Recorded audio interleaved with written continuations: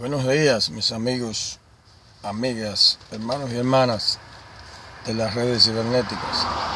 Esta mañana estuve un poco afónico, ronco, como se dice, pero no importa, como quiera vamos a hablar de la palabra de Dios. En el video pasado habíamos hablado del regreso de Pablo Bernabé a Antioquía. Habíamos hablado de cuando Pedro había sido apedreado en Listra y que constituyeron ancianos en cada iglesia y los encomendaron al Señor en quien habían creído. Todas aquellas nuevas iglesias que ellos habían establecido dejaron allí ancianos establecidos y constituidos en estas iglesias, y dicen que ellos regresan a Antioquía de Siria, y donde ellos primero zarparon en su primer viaje misionero. Y ahora en el capítulo 15 nos habla de que hay un concilio en Jerusalén, porque dice que unos judíos que también se habían convertido al cristianismo, pero ahora, resumiendo todo lo que yo leí, porque la Biblia no lo dice así, sino que esto es un resumen de lo que yo leí de la Biblia, más ciertos comentarios sobre este capítulo de Hechos, capítulo 15, versículo 1 al 35. Este segmento se llama el concilio en Jerusalén. Entonces, estos judíos, que según yo entiendo se habían convertido, pero que ellos, por ser celosos todavía de la ley ceremonial, usted sabe que los judíos en realidad, Dios había bosquejado, o sea, un bosquejo. Para los que no saben lo que es un bosquejo es cuando usted va a predicar, usted primero organiza el sermón, tiene que tener su texto bíblico, el título, la introducción, el punto 1, punto 2, punto 3, después tiene la conclusión. O sea, más o menos usted hace un bosquejo o un esqueleto de lo que usted va a hablar, porque cuando usted va a predicar, usted tiene que tener un tema, mi hermano. Usted tiene que tener un pensamiento sobre el cual usted va a predicar, porque si no, entonces la persona que lo esté escuchando va a pensar que de qué que usted está hablando.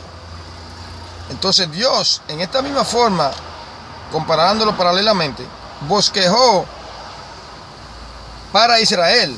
Divinamente Dios bosquejó todo lo que los israelitas hebreos iban a hacer en cuanto a lo que se llama la adoración a Dios, el culto a Dios, todos los rituales que Dios le dio. Todo esto fue bosquejado por el mismo Dios del cielo. Entonces los judíos, por tanto, o sea, los hebreos, vamos a decir, más bien, nosotros decimos los judíos, pero en realidad es mejor decir los hebreos, los israelitas, porque Israel son 12 tribus y los judíos es solo una sola tribu. La tribu de Judá o los judíos es solo una tribu, pero Israel compone 12 tribus, los 12 hijos de Jacob, de los cuales se denominaron las 12 tribus de Israel. Entonces estos hebreos, estos israelitas, ellos tenían un gran orgullo nacional. Ellos tenían un gran orgullo porque todo el mundo entendía de que el Dios de Israel, o sea, aquellos que entendían de que el Dios de Israel era el verdadero Dios, sabían que Dios directamente le había dado a través de Moisés, todos sus profetas, todas las cosas que los judíos practicaban, la fiesta, la ceremonia, la adoración a Dios, las leyes de Dios, las leyes de Moisés. Todas estas cosas habían sido bosquejadas por el mismo Dios. Y este bosquejo se le había dado, se le había entregado a los hombres de Dios que Dios escogió para instruir a este pueblo de Israel. Entonces, por lo tanto, esta gente tenía un gran orgullo. Y ahora, cuando el evangelio comienza a propagarse por el mundo, y Dios está usando a Pablo, a Pedro, a Bernabé, aquí entra en acción Silas, un tal Judas llamado Barsabás, no Barrabás, no, Barsabás, que más adelante vamos a hablar de esto. Al evangelio ahora se está esparciendo y están convirtiéndose la gente, tanto judíos como gentiles, porque recuérdese que a Pedro Dios le dio una visión, y en esta visión Dios le dijo a Pedro: Pedro, mata y come. Entonces cuando Pedro le dice al Señor: ninguna cosa inmunda he comido, jamás. Entonces Dios le dice a él: lo que yo limpié no le llames tú inmundo, dando a entender con esto. Más adelante Pedro entendió que Dios le estaba diciendo a él que cuando el Espíritu Santo cae sobre los gentiles, Dios está poniendo como un sello de que ya se abrió una puerta para los gentiles. La puerta de la fe se abrió al mundo gentil, por el cual ahora nosotros podemos entrar al Commonwealth, o sea, a las riquezas de Dios, que antes, como dice la Biblia, nosotros éramos extranjeros, benedizos a todas estas bendiciones de Dios que estaba sobre el pueblo de Israel. Nosotros éramos extranjeros a esto, pero ahora se nos ha acercado a nosotros a estas bendiciones. A través de Jesucristo, por la fe en Cristo Jesús, nosotros entramos por esa ventana de la fe, como diría nuestro pastor Quitín Silva. La ventana de la fe. Ahora nosotros podemos entrar por esa ventana o mirar por esa ventana y entonces acceder al Evangelio de Cristo, a la gracia de Dios. Por eso se llama el Evangelio de la gracia de Dios a través de Jesucristo. Cuando nosotros accedemos al Padre por la fe en su Hijo, entonces esa ventana de la fe se nos abre a nosotros y accedemos a esa gracia. Accedemos a ser adoptados en la familia de Dios. Y entonces nosotros venimos a ser herederos de las bendiciones que Dios el Padre le prometió a Abraham, cuando le dijo que en tu simiente serán bendecidas toda la familia de la tierra. Aleluya, gloria a Dios. Esto está tremendo, mi hermano.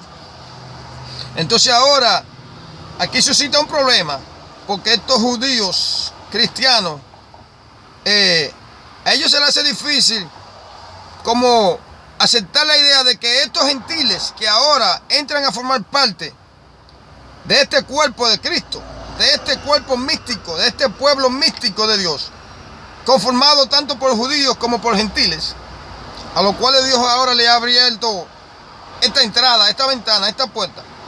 Por eso Cristo dijo: I am the way. Yo soy el camino, la verdad y la vida. Y creo que también en Juan capítulo 10 dice, Jesús dice: yo soy la puerta. O sea que la puerta para entrar a ese reino de los cielos se llama Jesús de Nazaret. Por eso la Biblia dice que estrecha es la puerta que lleva la vida. ¿Por qué es estrecha? Porque esta puerta es Cristo. O sea, es estrecha en el sentido de que hay que entrar por ahí. No se puede entrar por otras puertas. Como dicen que todos los caminos llevan a Roma, mucha gente dicen y predican de que todas las religiones llevan a Dios. Mi hermano, pero esto no es cierto. Porque la única religión que dice que Jesucristo, que Jesús de Nazaret, el que murió y fue crucificado en la cruz, que Jesucristo es el Mesías y que solamente a través de Cristo Jesús hay salvación. O sea, por esto, en este sentido, es lo que la Biblia yo entiendo que quiere decir, que estrecho es el camino. O sea, aparte de que hay que abstenerse de muchísimas cosas en esta vida, de cosas que este mundo nos arroja a nosotros, de cosas que Satanás, el diablo, nos tienta, nos arroja a nosotros encima para tentarnos, en contra de también de los propios deseos pecaminosos que hay en nosotros, que si nosotros le permitimos que tomen control de nuestra vida, nosotros tenemos que luchar en contra de todas estas cosas, como dice la Biblia, el mundo, el diablo y los deseos en nosotros. Cuando luchamos, hay que luchar en contra de todas estas tres cosas. Entonces, aparte de eso también, hay que entrar por ese camino, que es Cristo Jesús. O sea, seguir a Cristo, obedecer los principios que Cristo dejó establecidos y entrar por Él. Por eso es que dice que estrecho es el camino o la puerta que lleva a la vida, y que ancha es la puerta de la perdición, que lleva a la perdición. Entonces, volviendo a nuestro tema, ahora entonces a esta gente, a estos judíos, se les hace difícil como aceptar esta idea de que estos gentiles, como dicen en inglés, this Johnny come late, this new Johnny come late, o sea, estos Juan que llegan de último, o sea, nosotros los gentiles. Por eso la Biblia dice que los últimos serán primeros, porque ahora los gentiles, después de todos estos años, estos siglos, de Dios estar tratando con el pueblo de Israel, a ellos no entienden que toda esta ceremonia, que todos estos ritos, que toda esta simbología que estaban representadas en todas estas cosas que Dios le instituyó a Israel para que practicaran, todo esto estaban simbolizando al Mesías, a la muerte del Mesías, al Cordero de Dios que era Cristo Jesús, o que todavía es el Cordero de Dios, pero ahora resucitado. Todas estas cosas, cuando Cristo murió, cuando Cristo vino, vivió lo que se llama la vida, la pasión y la muerte de Cristo, Cristo cumplió con todas estas cosas. Y toda esta simbología del Antiguo Testamento que estaban indicando y simbolizando la vida, el sufrimiento, la muerte, la resurrección y todo lo que Cristo es, o lo que fue mientras Él estuvo aquí. Todas estas cosas ya, Cristo cumplió con ellas. O sea que ya todas estas cosas, ya para el cristiano de ahora no tenemos que practicarlas porque Cristo es la realidad de todos estos símbolos. Entonces a esta gente se le hacía difícil entender esta cosa. Y ellos decían que había que circuncidar, que había que obligar a estos gentiles a circuncidarse y a guardar la ley ceremonial del pueblo de Israel. Por eso se llaman los judaizantes. Entonces ahora esta controversia se le quiere imponer a los gentiles y entonces aquí se forma lo que se llama el concilio en Jerusalén. Se llama a un concilio. Y en este concilio yo escribí una nota aquí que dice que el concilio de Jerusalén estaba compuesto por los apóstoles y los maestros que se habían destacado en levantar la iglesia cristiana, judía y gentiles. O sea, este concilio estaba compuesto por estos grandes apóstoles y estos grandes maestros primitivos de la iglesia apostólica primitiva. Estaba también compuesta por los delegados escogidos de diferentes lugares. No tan solo de Jerusalén, insisto así, sino de todas las iglesias y de todos los diferentes lugares donde se habían establecido iglesias y donde los cristianos estaban. Delegados de todos estos diferentes lugares. Estaba también compuesto por los ancianos de Jerusalén y los diputados de Antioquía. Que recuérdense que Antioquía era un centro misionero tremendo. Allí habían grandes maestros, grandes apóstoles, todos los grandes misioneros de la iglesia primitiva estaban allí. Y de allí iban a diferentes lugares a hacer misiones. Pero Antioquía era un gran centro misionero. Aparte de que era un centro comercial y un gran centro de entretenimiento secular. Pero era también un gran centro misionero. De acuerdo a lo que dice la escritura y de acuerdo a unos comentarios que yo leí. Porque yo no estaba ahí, yo no sé. Usted me puede decir a mí, ¿cómo tú sabes? Yo le estoy diciendo basado en lo que yo leí, en lo que yo entiendo. Entonces dice que también este concilio estaba representado por las iglesias de más influencia. Dice que este concilio, bueno, esto vamos a dejarlo para último, este pedacito aquí. Entonces, este concilio estaba compuesto de toda esta gente de la alta alcurnia eclesiástica cristiana. O sea que no era, como se dice vulgarmente, 2 o 3 pelagatos que habían allí. Estaban allí gente sobresaliente, gente que habían pagado un precio. Y como en este mismo capítulo 15 dice, gente que habían expuesto su vida por el Evangelio de Cristo, como fue Bernabé, y como fue Pablo. Y como habían sido todos estos grandes apóstoles. Entonces, se lleva a cabo este concilio allí. Y entonces en una dice que Pedro habla y da a entender de cómo Dios le había mostrado a él, de que él había aceptado a los gentiles, porque había derramado el Espíritu Santo sobre ellos. Por lo tanto, Pedro dice, ¿quién soy yo para entonces evitar o prohibir o pensar de que esta gente no están a la par con nosotros? O sea, ellos están a la par con nosotros porque Dios le dio el mismo Espíritu Santo y Dios dio a entender con todo esto de que ellos también son iguales delante de Dios. Entonces también, pero después dice que Jacobo, dice que Jacobo se levanta, Jacobo Santiago. Esto es interesante aquí, porque mucha gente dice que la sucesión apostólica, de la cual se practica en la iglesia madre, como le llaman, para no mencionar nombres, para no ofender a nadie. La sucesión apostólica supuestamente viene de Pedro, que Pedro es de que la piedra de la iglesia. Pero aquí vemos que en este primer concilio de Jerusalén, Jacobo se levanta, o Santiago, porque parece ser que a Jacobo se cogió para que él diera la palabra final, o sea, el último dictamen de cómo se iba a resolver esta situación. Allí había una grande disputa, mi hermano, pero el Espíritu Santo, recuérdense que estaba en control de todo esto, porque estos hombres se están dejando guiar por el Espíritu Santo. Aparte de que ellos, como dice una nota por aquí, Pablo, a pesar de que Pablo sabía que él había sido enseñado por Dios directamente, con todo esto Pablo no se cree el gran matatán, sino que Pablo, cuando tiene que tomar ciertas decisiones, él busca el consejo de sus hermanos, de los profetas, de los apóstoles, y casi siempre hace una reunión con ellos le expone su duda o le expone la situación para que ellos lo ayuden a tomar una decisión correcta. O sea que, mi hermano, nadie es independiente en el reino de Dios. Como dice la Biblia, hay un versículo por ahí muy importante, a mí se me olvidó dónde está, donde creo que fue Pablo que dijo, o Pedro, que debemos estar sujetos uno al otro, y que los jóvenes estén sujetos a los ancianos, y que estemos todos sujetos uno al otro, con humildad. O sea que aquí nadie se la sabe toda, mi hermano. Y volviendo al tema, cuando Jacobo se para aquí, entonces Jacobo viene y dice 2 o 3 cosas ahí, que dice, esto está de acuerdo con lo que dice el libro de Amós, creo que fue, si no me equivoco, donde Dios iba a restaurar a Israel, iba a reparar los portillos y no sé qué. Entonces, pero Jacobo da la última palabra. Jacobo dice que se cojan a Silas y a Judas y que sean enviadas a Antioquía y a estos otros lugares. También envían a Pablo y a Bernabé, pero a través de Silas y de Judas, que eran profetas y eran hombres de Dios también, lo envían allá a ellos, con este mensaje de que no se inquieten a los gentiles con cosas dudosas y que no se le imponga un yugo a los gentiles, como dijo, creo que fue Pedro, si no me equivoco, o Pablo. No le vamos a imponer a esta gente un yugo que nosotros ni siquiera nosotros mismos hemos podido llevar. O sea, él está diciendo, toda esta ley y toda esta cosa que se nos ha dado a nosotros, ni siquiera nosotros hemos podido guardar todo esto.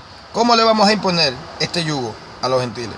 Entonces, ellos quedan de acuerdo en que solamente se le diga a los gentiles que se abstengan de carne sacrificada a ídolos, porque en ese tiempo, según yo leí, se hacían ofrendas para los ídolos, para las estatuas, para los dioses de los paganos, y los sacerdotes de estos cultos cogían estas cosas y las vendían, y hacían mercadería con ellas, y después se vendían por los mercados.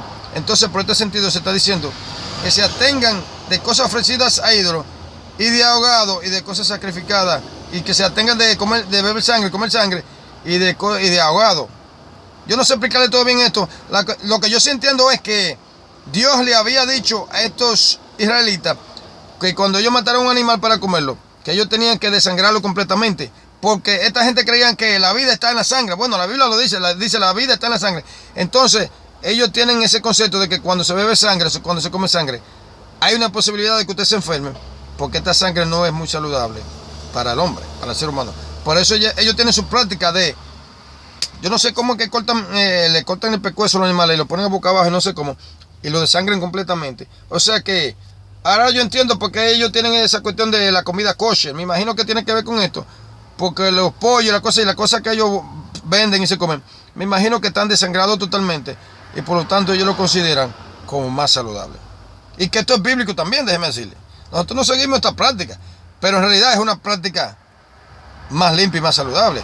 Uno puede desangrar completamente un animal. Pero antes de ese tiempo, que todavía se practica eso, parece que la sangre, cuando los paganos desangraban estos animales para los rituales y todas estas cosas, esta sangre entonces la cogían para hacer alimento, que es lo que yo conozco como la morcilla. En nuestro país se come morcilla y otra cosa que hacen con la sangre, que en realidad los israelitas no comían esto. Para ellos era una cosa como horrible comerse una cosa así. Entonces ahora estos cristianos judíos y estos nuevos cristianos gentiles, se les hace a ellos difícil, como vamos a decir, como sentarse junto a la mesa, porque tanto el gentil se ofende con la rigurosidad de los judíos, como los judíos también se ofenden con la liviandad con que los gentiles hacen las cosas y toman las cosas como si nada.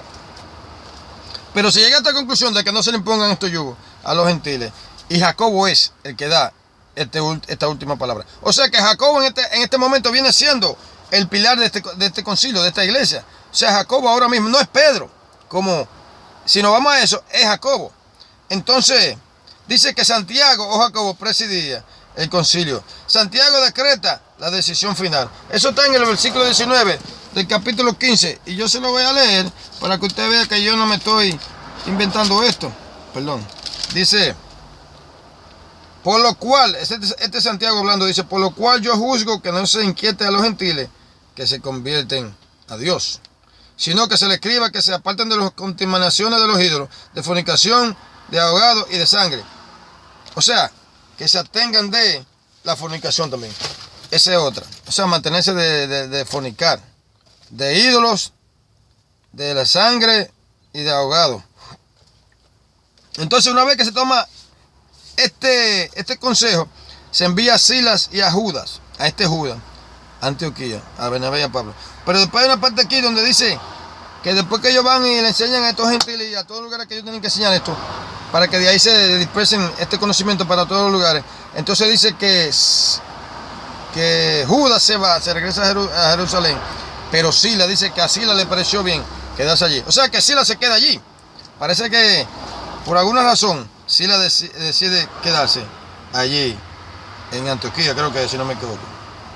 Pero dice, este concilio presidió de acuerdo con los dictados de un juicio iluminado. O sea que en este concilio de Jerusalén, al estar todo allí en común acuerdo, buscando una solución, el Espíritu Santo le da solución.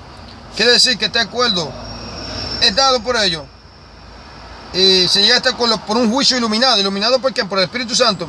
Y con la dignidad de una iglesia establecida por la voluntad divina. O sea, esta iglesia que está reunida allí, que es la iglesia primitiva apostólica, es la autoridad máxima establecida por Dios en la tierra. Entonces, pero hay una parte aquí que dice, y yo dije, wow, a la verdad que Pablo tuvo que aguantar muchas cosas. Y yo solamente le estoy resumiendo, si uno se adentra dentro de esta situación que está sucediendo aquí, muchos de estos judíos cristianos convertidos al cristianismo no están muy contentos. Y después que se llega a este consenso y se toma ya por decisión que esta va a ser la ley que se le va a dar a los gentiles, vamos a decir, o no la ley, lo que se le va a recomendar a ellos que sigan, porque hay un peligro. Yo escribí esta nota aquí porque esto está fuerte, mi hermano. Oiga esto está fuerte. Dice, primeramente, el apóstol Pedro creo que dice que Dios purifica los corazones a través de la fe. O sea que antes nosotros éramos sucios, pero ahora somos limpios. Por eso la Biblia dice, ¿quién verá a Dios? ¿Quién entrará al cielo? Solo aquellos los de limpio corazón. ¿Y quién tiene un corazón limpio? Pues ninguno. Pero aquí hay un versículo, en el versículo 9 del libro de Hechos, capítulo 15, versículo 9. Déjame leerse porque aquí esto está interesante, mi hermano. Esto hay que leerlo por la Biblia. Dice, y ninguna diferencia hizo entre nosotros y ellos. O sea, Pedro está diciendo entre nosotros los judíos, entre los gentiles. Dice, ninguna diferencia hizo Dios entre nosotros y ellos, purificando por la fe sus corazones. O sea que nosotros ahora somos purificados, nuestros corazones son purificados, porque nosotros no podemos purificar nuestros corazones por nosotros mismos, por nuestra propia suficiencia, por nuestro propio mérito. No podemos purificar nuestros corazones delante de Dios. El que purifica nuestros corazones es Dios. Cuando nosotros aceptamos a Cristo, cuando nosotros creemos en Cristo, su Hijo, al que Él envió, entonces dice que nuestros corazones son purificados por la fe. Yo la leí, eso está en la Biblia, eso no me lo estoy inventando yo. Por la fe, Dios purifica nuestros corazones. Entonces, dice, pero oiga esta es lo más importante que yo leí de todo esto. Esto es lo más importante que yo entendí.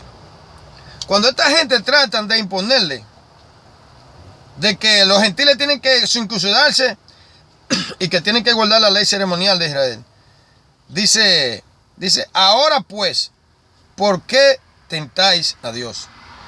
Poniendo sobre la cerviz de los discípulos un yugo que ni nuestro padre ni nosotros hemos podido llevar. O sea, este apóstol está diciendo que cuando Cristo nos liberta a nosotros, oiga, y antes de yo continuar con esto, hasta hace 2 o 3 días atrás yo discutía cosas que ahora mismo yo no me atrevería a volver a discutir. Mi hermano, porque cuando nosotros queremos imponer cosas dudosas y cosas, ¿cómo que se llama la otra palabra? Cuestionables, y nosotros queremos imponer esto sobre nuestros hermanos cristianos, sobre los nuevos convertidos, cuando queremos imponer cosas sobre ellos, de cuestiones dudosas y cuestiones cuestionables, y queremos hacerlo como una ley, y queremos imponer este yugo sobre los hermanos. Oiga, lo dice aquí, nosotros estamos, mi hermano, tentando a Dios, porque nosotros estamos peleando en contra de la libertad en Cristo Jesús. Oiga, esto está duro. Pero yo mismo tenía problemas con esto, pero yo entendí hoy, leyendo esto, que hay que tener cuidado cuando uno quiere imponer sobre los hermanos cosas, leyes, cosas así, cosas dudosas y cosas cuestionables, que en realidad son casi difíciles de probar o de probar de que fue Dios, que es la voluntad de Dios que sea así. Cuando estas cosas sean dudosas, que no se puedan probar, hay que tener cuidado, porque cuando nosotros tratamos de hacer esto, estamos tentando a Dios. Oiga lo que dice aquí. Ahora pues, ¿por qué tentáis a Dios poniendo sobre la servicio de los discípulos un yugo que nuestros padres ni nosotros mismos hemos podido llevar? Entonces la nota dice, cuando tratamos de poner yugo sobre alguien que ha sido libertado por Cristo, estamos tentando a Dios. Mi hermano, no vamos a tentar a Dios. Tengamos cuidado. No tratemos de imponer cosas sobre la gente, cosas que no son, que son dudosas. Entonces, más o menos esto fue el resumen que yo hice, pero lo que yo estaba diciendo antes era que a Pablo, en estos momentos, la cosa no era fácil, porque todos estos judíos convertidos, muchos de ellos no aceptaron este consenso que se llegó en este concilio de Jerusalén, y muchos se apartaron y trataron como de seguir el cristianismo por ellos mismos, hacerlo de su propia manera, como quien dice, yo no estoy de acuerdo con ese consenso que se llegó en este concilio, de que a los gentiles solamente se les ponga esto. Nosotros creemos que ellos se deben de desincusidar y que se les deben de guardar, por lo mismo que hablé anteriormente. Entonces, esta gente no aceptaba en realidad. Dice en un comentario que inclusive muchos de ellos hasta odiaban a Pablo, porque ellos consideraban a Pablo el responsable de que estos gentiles cristianos, como quien dice, no tomaran en cuenta todas las cosas que los judíos habían practicado por siglos, la ley de Moisés y todas estas cosas, como quien dice ahora, estos gentiles van a venir a entrar a la salvación, la tienen fácil, lo único que tienen que hacer es no fornicar, bueno, lo que ellos le dijeron que no hicieran a los gentiles y que no le iban a poner ningún yugo a ellos sobre su servicio. Entonces ahora estos judíos dicen, no, pero esta gente la tienen fácil, así sí es fácil, así cualquiera. Como quien dice, pero por eso mismo hay un versículo en la Biblia que dice, que Dios dice, yo voy a hacer una obra que cuando se la cuenten a ustedes, nadie casi la va a creer. Y esta es la obra, mi hermano, de que a través de Cristo, Dios abrió una puerta para nosotros. Y que nosotros ahora somos purificados por la fe, nuestros corazones, justificados pues por la fe, tenemos paz para con Dios, dice la Biblia. Ahora somos reconciliados con Dios a través de la muerte de Cristo Jesús. Y ahora nosotros podemos vivir para Dios y para Cristo, en libertad, en la libertad de Cristo. Y entonces esta libertad es la que el diablo siempre quiere tratar de usurpar, tratar de robarnos, tratar de confundirnos, para que nosotros no vivamos en esa libertad. Porque muchos dicen, no, esto no puede ser verdad, porque esto es demasiado fácil, esto de evangelio es fácil. O dice, solamente creer en Cristo y ya, y después ya no hay que hacer nada. No hay que guardar la ley, no hay que guardar esto, no hay que guardar lo otro. O sea, por eso yo entiendo ahora que la Biblia dice que Dios dijo, yo voy a hacer una obra y que cuando se la cuenten a ustedes, ustedes no van a creer que es verdad, que fui yo que hice esto.